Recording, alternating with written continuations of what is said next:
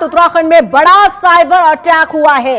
ये बड़ी खबर आप तक पहुंचा रहे हैं, जहां आपको बता दें कि उत्तराखंड में बड़ा साइबर अटैक हुआ है। साइबर हमले में आईटी सिस्टम ठप हुआ है। 90 वेबसाइट्स पर साइबर हमला हुआ है। बता दें कि स्टेट डेटा सेंटर से जुड़ी सभी वेबसाइट ठप रही है। सरकारी कामकाज भी इससे प्रभावित हुआ है।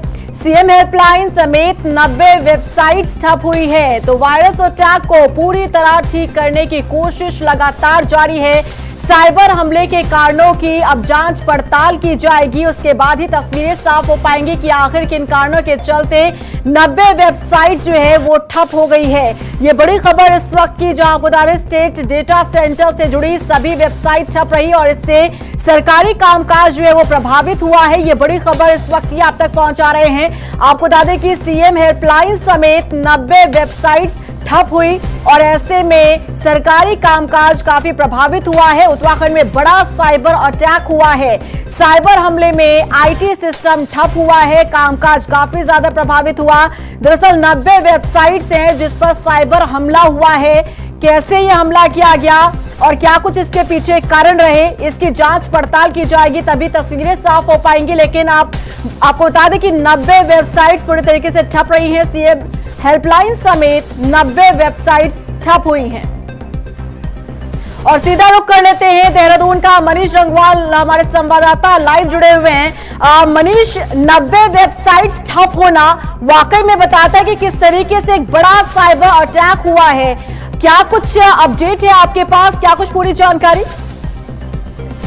देखिए रीना, 90 नहीं बल्कि आंकड़ा जो है वो 186 का है, क्योंकि जो आईटीडीए की निदेशक नितिका देर पहले हम उनके पास गए थे और उन्होंने बयान भी जो दिया है वो यही दिया है कि 186 जो साइट और डाटा जो आईटीडीए से लेते हैं उनका जो कामकाज है वो पूरी तरीके से अभी जो है वो ठप पड़ा हुआ है। और सबसे बड़ी बात ये कि पिछले 3 दिनों से ये कामकाज ठप जो है वो पड़ा हुआ है, कि कल कामकाज ठप नहीं हुआ और ये जो कामकाज जो प्रभावित हुआ।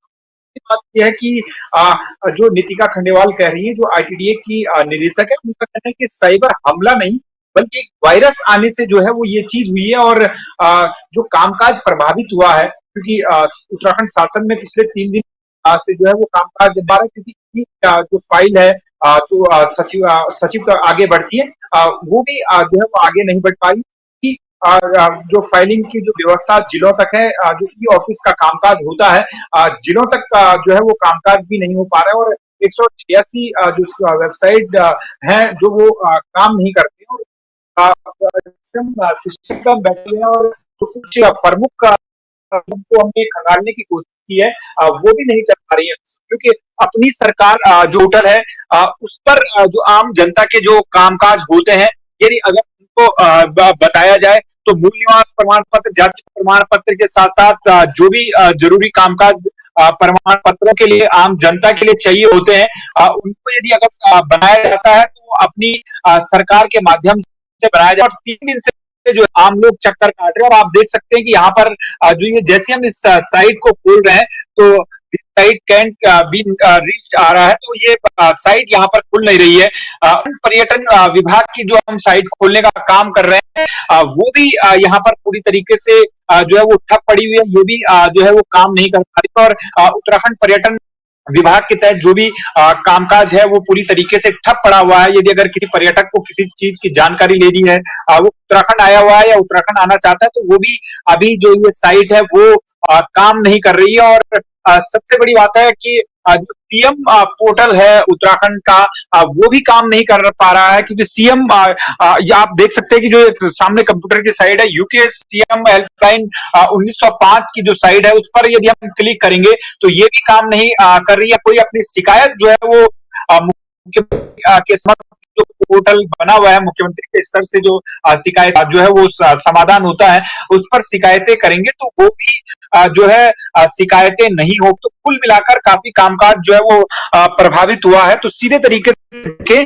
तो पिछले 3 दिन से जो कामकाज है वो जहां तो प्रभावित हुई है, आपको के कामकाज नहीं हो रहे हैं, जरूरी पत्र बनाने होते हैं, लेकिन सीधे तरीके से देखिए जो उत्तराखंड शासन है जहां पर फाइलों का मूवमेंट होता है वो भी पूरी तरीके से जो कामकाज पड़ा हुआ है। जी बिल्कुल बिल्कुल मनीष, जैसे कि आपने कहा कि यहाँ पर वायरस आने की वजह से ये तमाम वेबसाइट जो है, जो 100 से अधिक आंकड़ा जिसका आप बता रहे हैं कि वो नहीं चल पा रही है, ऐसे में जाहिर तौर पर जो सरकारी कामकाज है वो प्रभावित हो रहा है। लेकिन अब इसे वापस पटरी पर लाने के लिए किस तरीके से कामकाज किया जा रहा है, किस तरीके से प्रोसेस आगे बढ़ रहा है, क्या कुछ जानकारी इसे लेकर आपके पास?